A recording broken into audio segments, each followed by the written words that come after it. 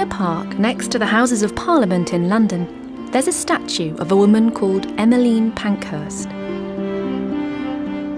She grew up during a time when women in England couldn't vote. In fact, if it hadn't been for women like Pankhurst, this would never have changed.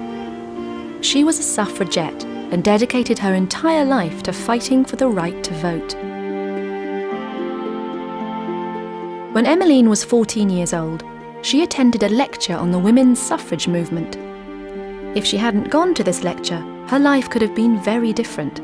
But the meeting inspired her to become a hard-working suffragette.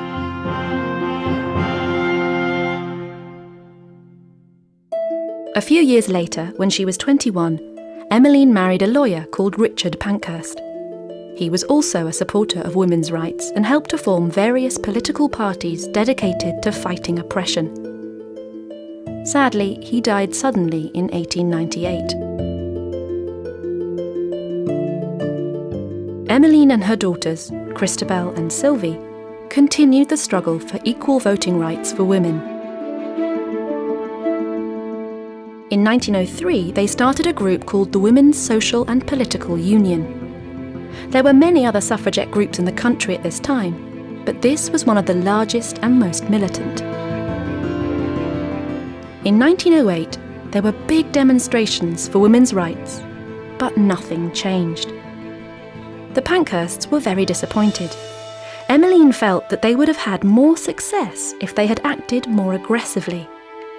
She advocated civil disobedience and called for women to break the law if it was necessary and worthwhile. She organised a demonstration at the Houses of Parliament in London, where she was arrested and sent to prison for a month. In 1910, the police arrested 156 women at another demonstration outside the Prime Minister's house in Downing Street. But women still didn't get the vote. Emmeline and Christabel decided that if civil disobedience was to be a success, the group would have to become more violent. A lot of suffragettes rose to this challenge. They weren't violent towards people, but they broke windows and started fires as acts of opposition. Many members of the group were arrested and sent to prison, but that didn't always mean they gave up the struggle. Some women continued to support the cause by going on hunger strike. The suffrage movement was not always popular, and a lot of people were upset by the violent campaign. Emmeline herself spent years hiding from the police. In 1913, a suffragette called Emily Davidson died when she jumped in front of the King's horse at a famous race called the Derby. This drew a lot of attention to the struggle for women's rights, both positive and negative. But in 1914, the First World War started, and the group stopped their campaign in support of the war effort. The war changed attitudes to women, and Emmeline started working with the government. Finally, in 1917, the British government changed the voting law to enable women over the age of 30 to vote. Men could vote at 21. For Emmeline, this was not enough. She persisted in her demands for fully equal rights between men and women.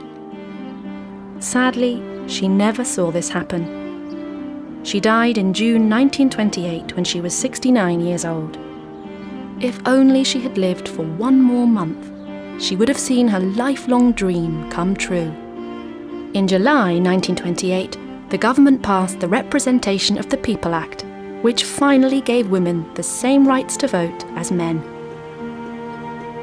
The struggle for women's suffrage was one of the most powerful political movements of modern times.